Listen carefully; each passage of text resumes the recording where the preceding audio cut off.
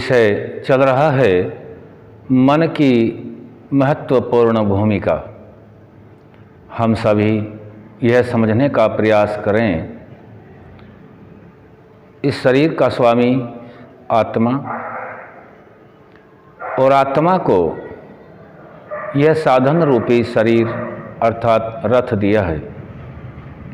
इस शरीर रूपी साधन में बहुत से कारण हैं, उनमें सबसे महत्वपूर्ण मन है। मन को जानने के लिए जो मन के अंदर विकृतियाँ हैं उनको जानने का प्रयास करते हैं। यह जानना आवश्यक क्यों है, पहले इस बात को समझ लेते हैं।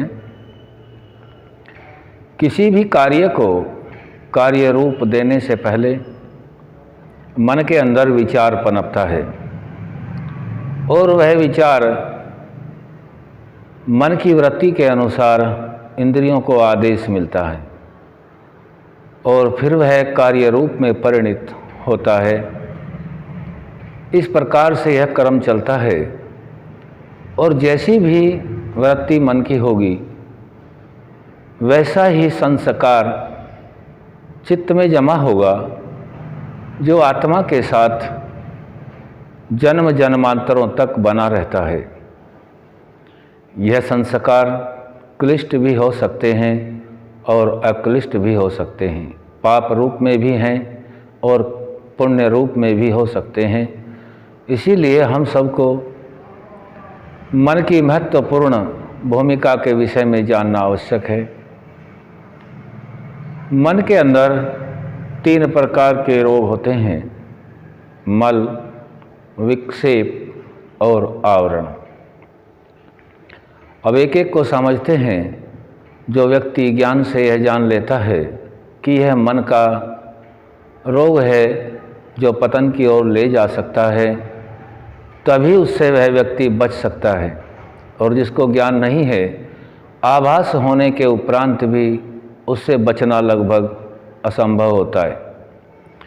तो पहला विक्षेप बताया, पहला रोग बताया मन का मल। मल किसे कहते हैं? मल का अर्थ यह है, शास्त्रों के अनुसार कोई भी व्यक्ति यदि दूसरे व्यक्ति का थोड़ा सा भी हानि कर देता है या पैसा भर नुकसान कर देता है तो दूसरा व्यक्ति उसकी जान तक लेने को उतारू हो जाता है, प्राण तक भी ले लेवे ऐसा विचार मन में लाता है। तो यह मन का सबसे भयानक रोग मल होता है। दूसरा बताया गया विक्षेप। विक्षेप अर्थात जो हमारे पास परमपिता परमात्मा ने सभी आत्माओं को ज्ञान के रूप में इंद्रियां दे रखी हैं, अधिकतर समय उन इंद्रियों के विषयों में ही फंसा रहता है। कोई सी भी हो सकती है, चाहे वह रूप वाली इंद्रिय है आँख, गंध वाली नाक, चाहे रस वाली हो जीभ, चाहे त्वचा हो, श्रवण इंद्रिय हो, श्रोत्र इंद्रिय हो। इन पांचों के विषयों में ज़्यादातर विचार करता रहता है और इन्हीं में फंसा रहता है। दूसरी दृष्टि से देखें तो मन का भी कार्य ज्ञात नहीं हो पाता, केवल इंद्रियां ही सर्वोपरि हो जाती हैं। यदि मन को एकाग्र पवित्र करने के उपरांत इंद्रियों को आदेश मिलता है तो वह विषयों का भोग तो करती हैं, लेकिन उनमें सदा लिप्त नहीं रह सकती।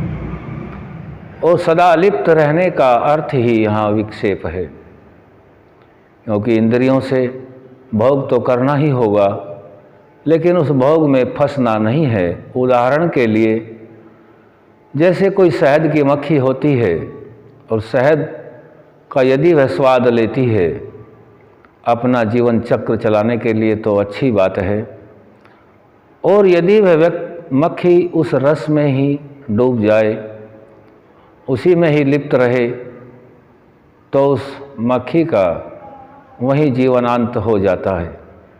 ठीक किसी प्रकार से मनुष्य के पास जो इंद्रियां हैं, इन्हें इंद्रियों से भोग तो करना है, लेकिन उसमें डूबना नहीं है, उसकी वासनाओं में नहीं फंसना है। क्लिष्ट और अक्लिष्ट विचारों को जान करके ही कार्य करना है।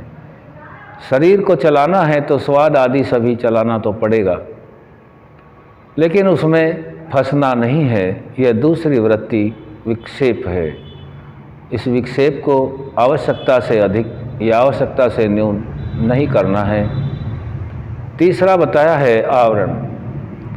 आवरण अर्थात जो भौतिक संपदाएं हैं, उनकी अधिकता होना और उसका घमंड आदि करना।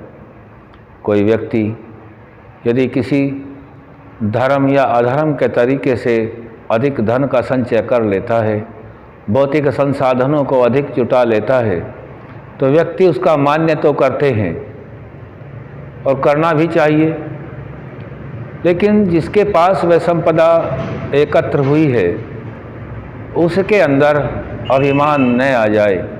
यदि अभिमान आता है तो यह आवरण वृत्ति बनती है, जो उस आत्मा के लिए शुभ नहीं है।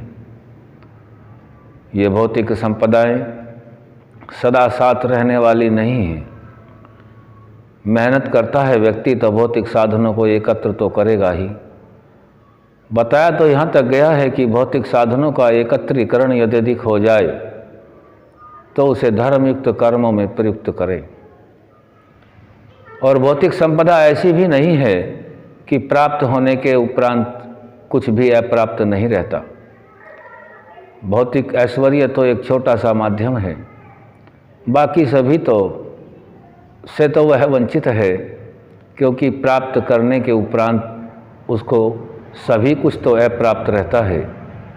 आत्मा की उन्नति के लिए विशेष ज्ञान को जानना और जान के आगे बढ़ना, यही परमात्मा का उद्देश्य है और आत्माओं का भी यही उद्देश्य है कि मनुष्य जीवन को सफल बनाए और बना करके अपने सही रास्ते पर, जो आनंद का रास्ता है, मोक्ष का रास्ता है, उस पर पहुंचते हैं। आज हमने मन के महत्वपूर्ण विषय, मन की भूमिका को जाना है, जिससे हमें मल, विक्षेप और आवरण तीनों से बचकर के मन को पवित्र करके आगे बढ़ना है। आगे का विषय मन को पूरा करने के बाद संध्या से रखेंगे। सर्वप्रथम हमें मन के बारे में ही जानना आवश्यक होता है, क्योंकि मन ही एक महत्वपूर्ण अंग आत्मा के सबसे निकट होता है, जो आत्मा को मलिन और पवित्र कार्यों में धकेल देता है। संयोग तो दोनों का ही होता है, इसको विचार पूर्वक हमें देखना होता है। तो मन की महत्वपूर्ण भूमिका के विषय में आज हमने मन के मल, विक्षेप और आवरण के विषय में जाना है। आज यहीं तक रखेंगे, आगे फिर रखेंगे, मन का ही विषय रखेंगे। ओम शम।